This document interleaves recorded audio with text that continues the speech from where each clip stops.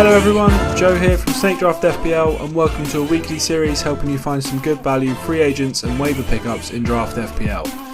If you're interested in Draft FPL tips and content, then subscribe to the channel to make sure you don't miss anything from us, as the videos and podcasts are coming thick and fast now that double game week season is in full swing. Looking forward to game week 28, we've picked out a couple of players in each position with good fixtures that you could realistically pick up in your draft league. Also, a quick shout out to the Draft Society who've been kind enough to host this series on their website, so if you haven't heard of them, check them out and there's a link down below in the description. First up, we start with goalkeepers as always, and the first pick this week is someone who I actually picked last week, so if you watch that video then you might be one step ahead of the game. That man is Dubravka of Newcastle. I mentioned last week that he's got great fixtures coming up and it doesn't get much better than a double game week with Brighton at home, Saints away. About as good as you can hope for, I think, for most double game weeks. Newcastle have tightened up significantly over the last few months, and now I would consider them probably a mid-tier defence in the league. I fancy them to keep maybe 1 in 3, 3 or 4 clean sheets, which is a pretty good rate. Considering what they were like a couple of months ago.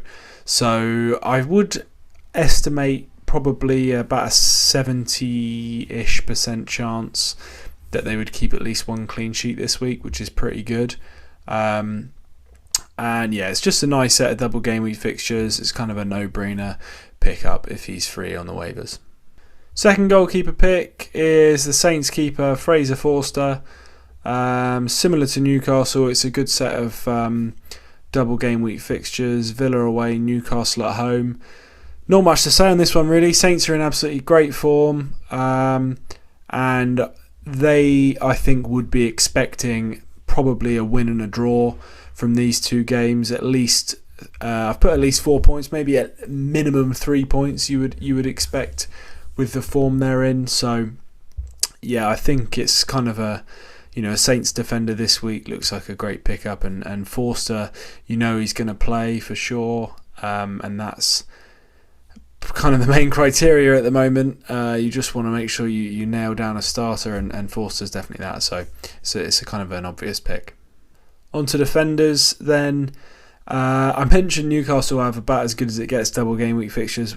I'd say Wolves probably have one of the best set of double game week fixtures I think I've ever seen, especially from a defensive point of view. Palace at home, Watford at home.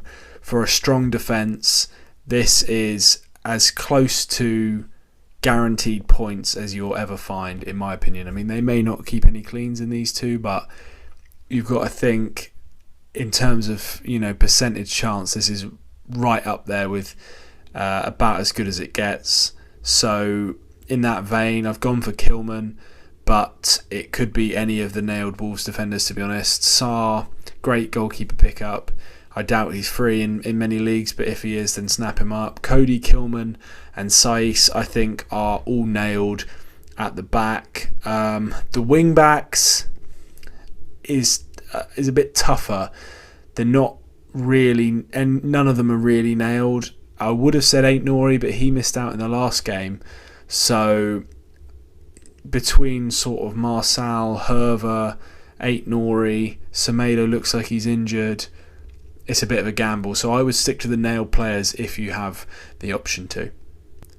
Second defensive pickup this week for me. He was top of my waiver requests this week, but unfortunately I got pipped to the post.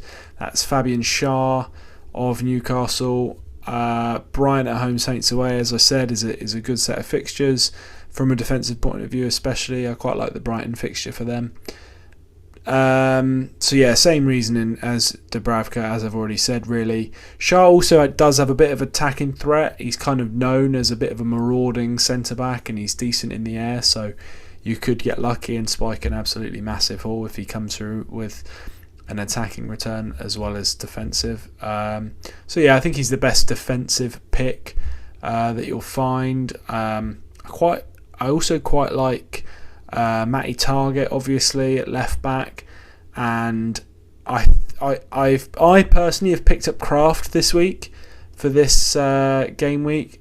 I'm pretty sure he's going to start both. I don't really see Manquillo coming back into the lineup. Kraft actually played quite well last week. So he is an option as well, and it's an option I've plumped for my own personal team, so we'll see how that goes. Okay, then final defensive pick from me this week is going to be Konsa of Villa. Saints at home, Leeds away, the fixtures, which I think are pretty good from a defensive standpoint. Fancy Villa to do reasonably well in these two games, so I could see a clean sheet coming in one of the two. To be honest, I'd look at any of the defensive options for Villa that are free. That's Martinez in goal, Dean, Mings, Konsa or Cash at right back. Konsa would probably be the lowest on the list, to be honest, but I think he's probably the most likely to be free, hence why I've put him in the video. It would surprise me if Cash or Dean are free in barely any leagues. So you're probably stuck with one of the centre halves, but either way, I think they're pretty good pickups this week. Okay, then on to midfielders. My first pick is another Southampton player. Got Villa at home, Newcastle away this week. And I think these are pretty strong fixtures from an attacking point of view. Saints aren't exactly brimming with goals, but they have started to pick it up in the last month or so, which has coincided with this good bit of form. Elyounoussi specifically, I think, has quite a lot of goal threat. He takes a lot of shots, and he's been quite unlucky not to have a few more attacking returns over the past few weeks, especially against Norwich. I think he could have scored a couple of goals. He had one absolutely brilliant chance that he shot straight at the keeper, and another good chance that he just put past the post. So I fancy him. I think he'll keep his place, and I think he's probably the best midfield option for Saints at the moment. There's just one caveat, actually. Hasenhüttl has just said, literally about 10 minutes ago in his press conference, that Elyounoussi has a slight heel issue. So that's something to monitor. He said he thinks he should be okay for the weekend, but we'll have to wait and see. The problem is there is quite a lot of competition for those spots, so if he does have a niggle, he may well get rotated, and that would be a shame. But at least the Villa game's first, which I think is probably the tougher of the two games, so you should at least get some of the Villa game and a start for Newcastle. So have to wait and see on that, but so something to keep an eye on. But I think he'll be a great pick if he's fit. Next midfield pick is another man that I tipped last week. They had good fixtures. They've got even better fixtures this week. It's Newcastle, it's Willock, Brighton at home, Saints away. As I've said, good fixtures. I fancy Willock to do well. He really excels breaking into the box at the last minute. That sort of third man runner. And I think he'll continue to do well. He's quite a streaky player as well, as we've seen in the past. So a couple of good weeks for him may well turn into a bit of a stretch of hot form. So I think he's a good pick, and it's a great time to jump on the bandwagon with their double game weeks coming up. Okay, then final midfield pick. Someone I've tipped a load in the past, someone I've got in my own team. That is Ramsey of Villa. Saints at home, Leeds away. Good fixtures, good double game week. I think he's a really talented player. He's really flourished since Coutinho's come in, playing this sort of number 8 role where he breaks forward and bursts into the box. It's exactly the kind of midfield pick I like to personally have in my team. Sort of a central player that gets involved in the box. I think he's perfect as sort of a third or fourth midfielder.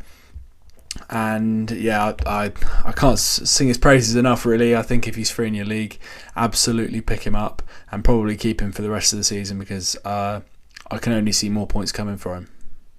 On to forwards then, and we start this week with Che Adams, Chele, Saints, great form. I think Adams and Brozier have really sort of nailed down their partnership.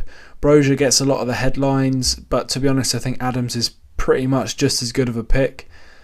Villa away, Newcastle at home with the fixtures. As I said earlier, I think Saints will expect at least 4 points from these two games. I would expect them to score a few goals as well. And it's they've really come on as an attacking side. Che Adams is a big part of that. I expect him to start both games, and I expect him to score a decent amount of points. Final forward pick then is Hwang Hee-chan of Wolves. Palace at home, Watford at home. It's a dream pair of fixtures.